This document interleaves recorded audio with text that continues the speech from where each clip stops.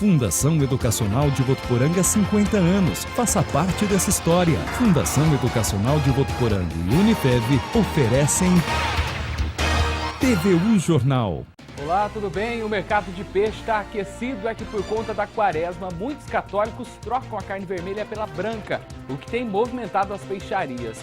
Nesta edição vamos falar disso e também do mercado imobiliário. O preço de venda de imóveis aumentou em janeiro e em fevereiro, de acordo com a tabela FIPE. Em Votuporanga, o Grupo Pacaembu abre amanhã mais um período para você se inscrever e conquistar a casa própria. Daqui a pouco a gente traz os detalhes. E tem ainda as opções da agenda cultural. É sexta-feira, ela chegou e estamos no ar com o TVU Jornal.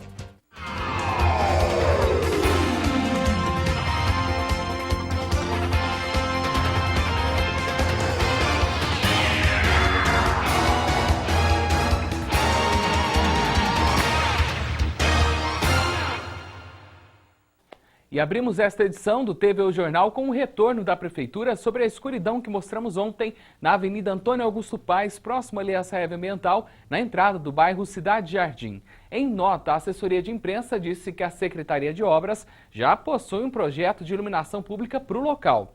Quanto ao calçamento, a Prefeitura também garantiu que a medida já está sendo analisada. Claro que a gente vai continuar acompanhando esse caso e cobrando aí da Prefeitura. E as autoridades de saúde aqui de Votuporanga aguardam o resultado do exame que dirá se o macaco encontrado morto esta semana aqui na cidade está ou não com febre amarela. Na região já tivemos vários casos de animais que morreram com a doença, como em Américo de Campos e também em Fernandópolis. Em Fernandópolis, desde dezembro, as ações de prevenção já foram intensificadas, como a imunização de toda a população. Aqui em Votuporanga, de acordo com a Secretaria, esses cuidados também já estão sendo tomados. E em Rio Preto, a polícia precisou ser chamada para conter uma briga entre motoristas de aplicativo, como conta pra gente Inaê Rodrigues. Olá, Inaê. Boa noite, Wender. Motoristas do aplicativo Uber e taxistas se envolveram em uma confusão na noite de ontem em Rio Preto. Eles iniciaram uma discussão no aeroporto da cidade. Por causa da confusão, a polícia foi chamada e controlou a situação. A confusão começou por causa de uma manifestação dos motoristas do Uber no local. Eles estiveram também na Câmara de Vereadores para tentar a regularização do serviço. O Uber começou a funcionar há mais de um mês em Rio Preto, mas é proibido por uma lei municipal. Uma mulher foi encontrada morta no final da tarde de ontem em um canavial de Badibacite. Segundo informações da polícia, a vítima estava sem documentos e tinha um ferimento na cabeça, provocado por arma de fogo. O corpo da mulher foi encontrado na área rural do município. Uma testemunha que passava pelo local foi quem acionou a polícia. O corpo foi encaminhado ao IML de Rio Preto, onde passará por exame necroscópico e irá aguardar o reconhecimento de familiares. A polícia vai investigar o crime, que foi registrado como homicídio. Um homem foi preso por porte ilegal de arma de fogo esta madrugada em Rio Preto. Após receberem a informação através de uma denúncia anônima, policiais seguiram até o local indicado e o avistaram. Ao perceber a aproximação da viatura, o homem entrou rapidamente em seu carro, mas foi abordado. Ele foi revistado e nada de ilícito foi encontrado em seu poder. Porém, os militares encontraram dentro do carro um revólver carregado e com 2 munições extras no banco do passageiro. Ele confessou que a arma era sua e não deu mais detalhes.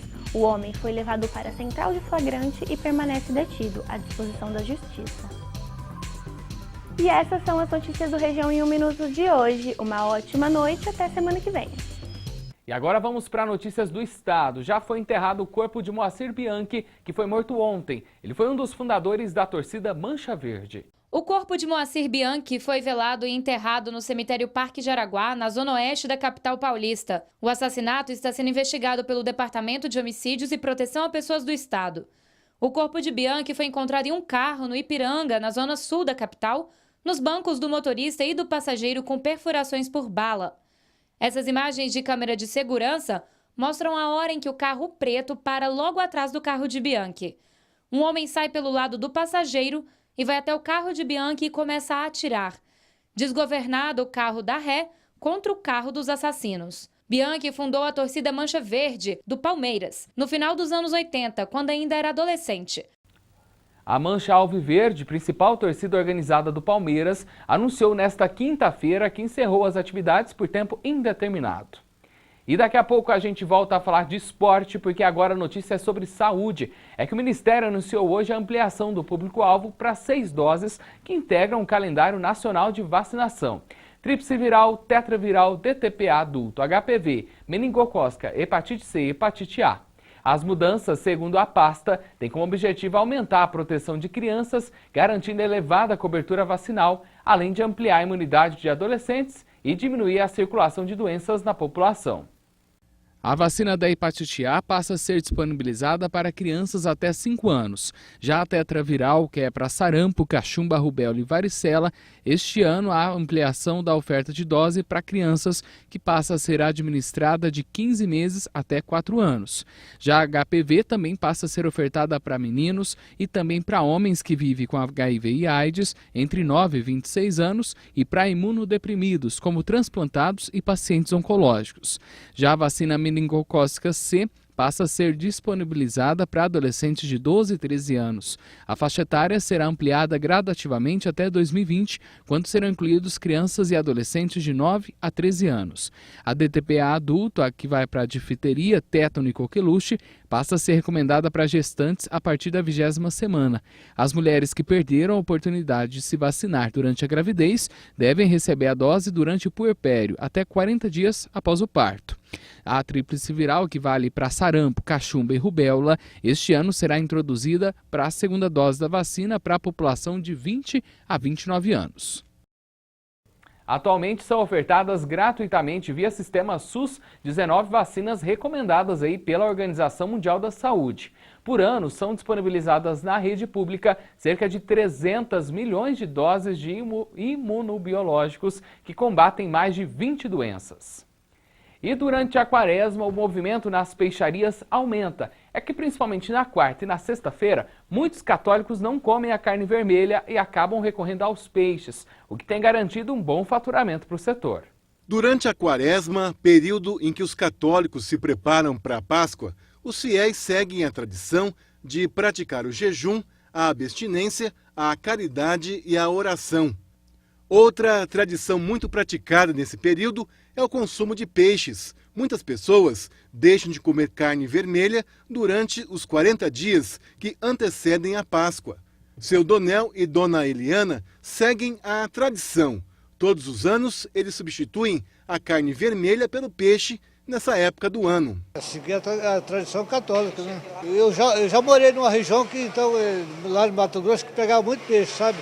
Então eu sempre gostei de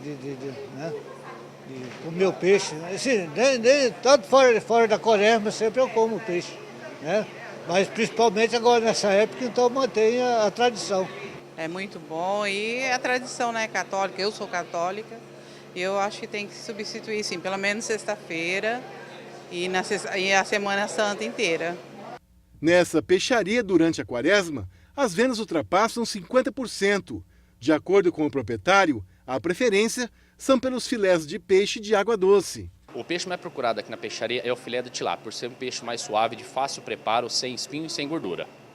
Também tem o filé de sardinha, que é um peixe do mar, porém as propriedades nutritivas dele são maravilhosas. Então um peixe bem procurado nessa época do ano. E o filé é bem mais prático de preparar? Com certeza, o preparo do filé, tanto da tilápia como do porquinho, esses peixes de água doce, peixes frescos, tanto para assar, fritar, grelhar, são de fácil preparo. O comerciante explica que na Semana Santa as vendas crescem ainda mais. A cada ano nós notamos que a população cada vez mais busca um alimento mais saudável e notamos a cada ano um aumento de cerca de 15%. Porém, nessa época do ano, o fator religião faz com que a procura pelo pescado aumente em torno de 50% nessa época do ano, de quaresma. E no próximo bloco vamos falar dos preços dos imóveis. Contrariando as expectativas, eles apresentaram alta nos 2 primeiros meses do ano. E ainda nesta edição tem as opções da agenda cultural. A gente já volta.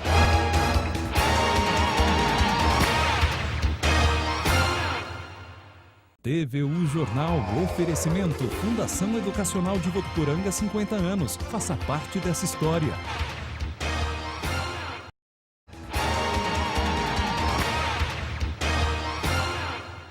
Estamos de volta com o TV O Jornal e com uma notícia do setor imobiliário. É que o preço de venda dos imóveis subiu de janeiro para fevereiro, assim como também no acumulado dos 12 meses, ambos abaixo da inflação estimada pelos analistas do mercado financeiro. O levantamento leva em conta o preço médio do metro quadrado de apartamentos prontos em 20 cidades do país. Em 9 das 20 cidades pesquisadas, houve queda nos preços em janeiro e fevereiro. Nas outras 11, os preços subiram. Nos últimos 12 meses, a alta acumulada é de 0,84%. Apesar do aumento, o preço médio do metro quadrado apresenta queda real, já descontada a inflação, de 4,6%. O Rio de Janeiro tem o metro quadrado mais caro do país, acima de R$10 mil. São Paulo e Distrito Federal vêm a seguir, com mais de R$8 mil. E depois do calor que fez no início da tarde, teve uma chuva passageira e se nada mudar, o tempo deve continuar assim pelos próximos dias. No sábado e no domingo, as condições de instabilidades permanecerão sobre o estado paulista, com pancadas de chuvas e trovoadas que ocorrem principalmente a partir do período da tarde. Na capital paulista, sol com muitas nuvens com pancadas de chuva à tarde e à noite. A máxima é de 31 e a mínima de 20 graus. Em São José do Rio Preto, o sol também aparece entre algumas nuvens na parte da manhã e chove rápido durante o dia e também da noite. A máxima é de 32 e a mínima de 24 graus. E o fim de semana aqui em Votuporanga já começa com sol na parte da manhã, mas a chuva aparece durante o dia e a noite. Os termômetros variam de 34 e 23 graus. Um ótimo fim de semana para você e até segunda-feira. E o Grupo Pacaembu abre amanhã as inscrições para a nova fase do residencial Vida Nova Votuporanga 2. Os interessados devem ir na Concha Acústica. O atendimento será até o dia 18 de março, das 9 da manhã às 5 da tarde. Tá aí mais uma oportunidade para você conseguir a sua casa própria, né? E agora a gente vai de Futeblog, porque fim de semana tem bola rolando em campo e votuporanguense em busca de mais uma vitória.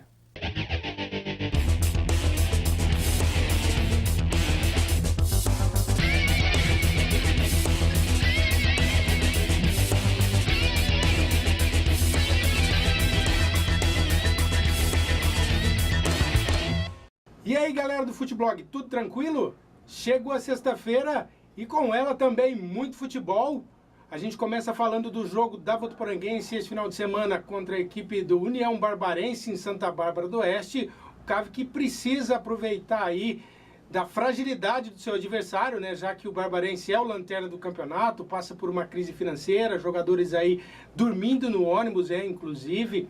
Então, o time do Itu Rock precisa aproveitar essa fragilidade para somar pontos, para tirar o CAV, né, dessa incômoda posição aí do meio da tabela, alçar maiores voos no campeonato que é muito difícil. Realmente, vamos torcer. O CAV joga então amanhã às 4 da tarde no estádio Antônio Ribeiro Guimarães contra a União Barbarense. Hoje a gente tem também futebol pelo Campeonato Paulista, o jogo da balada. Red Bull e Palmeiras jogam às 9h05 da noite no estádio Moisés Lucarelli, em Campinas. O Eduardo Batista tem alguma dúvida aí para escalar a sua equipe, questão aí de desfalques, enfim. Na zaga, por exemplo, Edu Dracena deve substituir o Mena. E, por outro lado, Alberto Valentim, que foi auxiliar do Cuca no ano passado, conhece muito bem a equipe do Palmeiras, então pode causar algum tipo de problema para o Verdão. Amanhã a gente tem o clássico Corinthians e Santos na Arena Corinthians, uma expectativa aí de um grande público para o jogo que vai ser às 6h30 da tarde. O Corinthians tem aí a volta do Rodriguinho, o Carille tem algumas dúvidas aí na frente, entre o Marlone e o Jô, também Romero pode ser escalado, Léo Jabá, enfim. O Carille define amanhã a equipe do Corinthians que vai para o clássico. Expectativa de um grande jogo na Arena Corinthians. O São Paulo enfrenta o Santo André jogando em casa. Rogério Ceni, que vem aí de 7 jogos invictos na temporada, né? Muito bem o São Paulo, marcando muitos gols e sofrendo muitos também, mas isso é questão de tempo. São Paulo que deve acertar essa questão da defesa durante os treinamentos. Enfim, o Rogério Ceni tem capacidade para isso. Hoje a gente teve também convocação para a seleção brasileira. O Tite convocou no aeroporto de Congonhas a seleção para 2 jogos nas eliminatórias aí, os jogos que vão acontecer nos dias 23 e 28 de março contra o Uruguai e também o Paraguai. O Tite convocou 3 goleiros: Alisson do Roma, o Everton do Atlético Paranaense e Ederson do Benfica, Gil do Shandong, Marquinhos do PSG, Miranda da Inter de Milão e Thiago Silva também do PSG. Nas laterais, Daniel Alves da Juventus, Fagner do Corinthians, Felipe Luiz do Atlético de Madrid e Marcelo também do Real Madrid. Os meias são Casemiro do Real Madrid, Diego do Flamengo, Fernandinho do Manchester City, Juliano do Zenit, Paulinho do Guangzhou, Felipe Coutinho do Liverpool, Renato Augusto do Beijing Guoan da China. E completa o meio-campo William do Chelsea. Na frente, Diego Souza do Sport, Douglas Costa do Bayern de Munique, Firmino do Liverpool e o Neymar do Barcelona. Eu acho que o Tite, como os outros treinadores, tem aí os seus parças na seleção. Eu faria um pouquinho diferente, convocaria Diego Alves aí para o gol, Dudu e o Lucas Moura do PSG também mereceriam uma chance, mas quem manda é o treinador e o Tite sabe muito bem o que faz, tá certo? Por hoje é só, um grande abraço para você, até segunda-feira com mais um Futeblog. Tchau, tchau!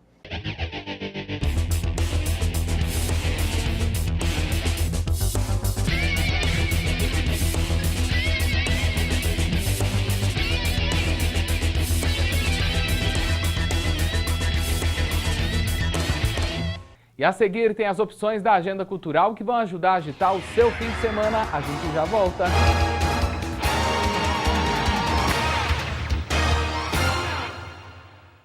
TVU Jornal, oferecimento Fundação Educacional de Votuporanga, 50 anos. Faça parte dessa história.